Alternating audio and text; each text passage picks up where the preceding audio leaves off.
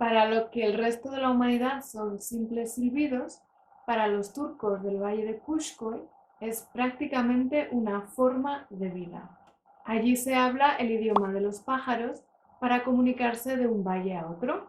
Nos situamos en la costa del Mar Negro, en este pueblecito rodeado de montañas y habitado por ganaderos y agricultores que cultivan té, maíz y remolacha.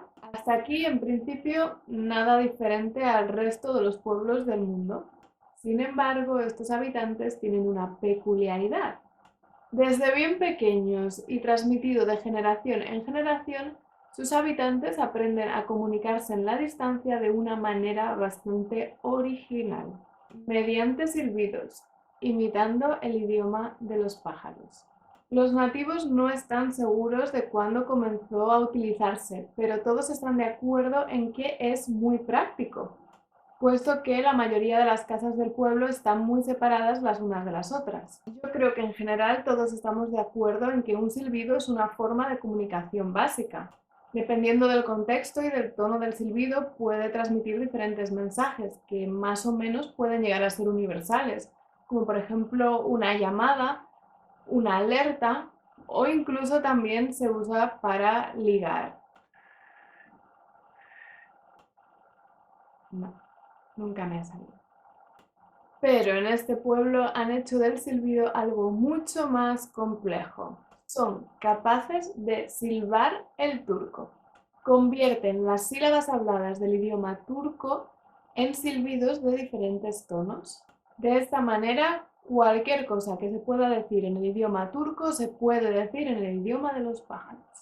Esa es la teoría, claro. En la práctica, este idioma de los pájaros se utiliza básicamente para transmitir frases sencillas y cotidianas del día a día, como por ejemplo, necesito ayuda para la cosecha. Es decir, que no os imaginéis que tienen conversaciones larguísimas silbando, porque además también hay que tener cuidado con lo que se dice, claro. Mejor no hablar de cosas muy privadas porque lo puede escuchar todo el mundo. Precisamente esta es una de las características más sorprendentes del idioma de los pájaros, que es que puede escucharse hasta 1,5 kilómetros de distancia si las condiciones son buenas y los silbadores son profesionales. Hoy en día existe una asociación del idioma de los pájaros porque los habitantes de Kuşkoy tienen claro que hay que luchar para conservarlo, ya que a pesar de que lo siguen utilizando más o menos unas 1000 personas, se está empezando a perder debido principalmente a la introducción y el uso de los teléfonos móviles, porque sí tienen cobertura en las montañas.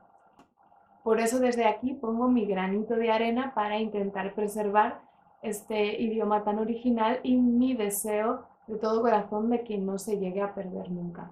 Bueno, de hecho he leído que estos idiomas silbados existen en diferentes partes del mundo. Si conocéis alguna más aparte de la que os he mencionado en Turquía, por favor dejádmelo en los comentarios. A mí obviamente lo que me queda más cerca y es más familiar es el silbo gomero de las Islas Canarias en España. El mecanismo es igual que en Turquía. Transforman las sílabas del español en silbidos de diferentes tonos para transmitir cualquier cosa en la distancia. El silbo gomero hoy en día lo conocen y lo usan unas 22.000 personas, o sea, muchísimas más que en Turquía, porque desde hace más de 10 años se enseña en las escuelas locales para preservarlo y evitar precisamente ese miedo que también tienen en Turquía de que se pierda. Esto a mí me parece muy importante y muy necesario. Hasta aquí el vídeo. Me gustaría que me dijerais si conocíais si existían este tipo de comunicaciones o os ha pillado totalmente por sorpresa. Nosotros nos vemos en el siguiente. No me faltéis.